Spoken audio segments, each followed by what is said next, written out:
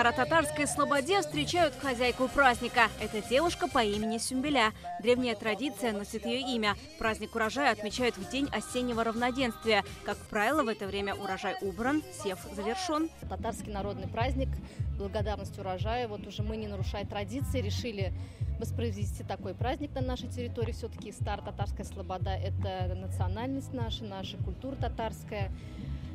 Хотим, чтобы наши дети, молодежь больше узнавали о татарских традициях. Историю праздника показывают через театрализованное представление. В главных ролях актеры Кореевского театра. На голове у меня необычный венок. Как видите, он не из цветов, а из колосьев пшеницы. Это показатель хорошего урожая. Красиво сочетается с нарядом в национальном стиле. Мы представляем сегодня воду, небо, земля. Мы через свои образы людям объясняем, говорим, чтобы сохраняли природу.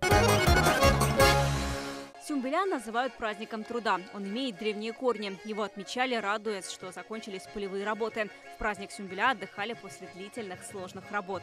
С детства, с 6-7 лет, мы же выросли на урожайных полях. Когда у нас серпом убирали, когда мы же каждый вот это не оставалось, собирали все как крупинки этих зерен. Украшение стола – хлеб нового урожая. Раньше его обязательно пекли сами. Говорят, выпечка хлеба – это одновременно и простое, и сложное занятие. Не у каждой хозяйки он получается мягким, ароматным и воздушным. Давайте вспомним рецепт. Смешиваем сначала сухие продукты, просеиваем муку, добавляем соль, сахар и дрожжи, вливаем теплую воду, ее температура обязательно должна быть больше 40 градусов. Добавляем подсолнечное масло, замешиваем тесто. Миску смазываем растительным маслом и помещаем туда тесто на 30 минут, накрыв, например, полотенцем.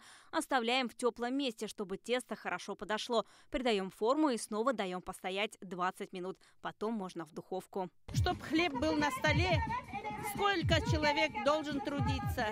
Из маленького зерна, даже до этого. Человек очень много трудится, пашет, сеет, растет потом. После этого только получается зерно. Когда получилось зерно, тоже очень нужно вкладывать много труда. Считается, что праздник предшествовал свадебной паре. В это время девушки и парни собирались и присматривались друг к другу. С праздником связан красивый обычай. В деревне выбирали самую озорную, острую на язык светловолосую девушку.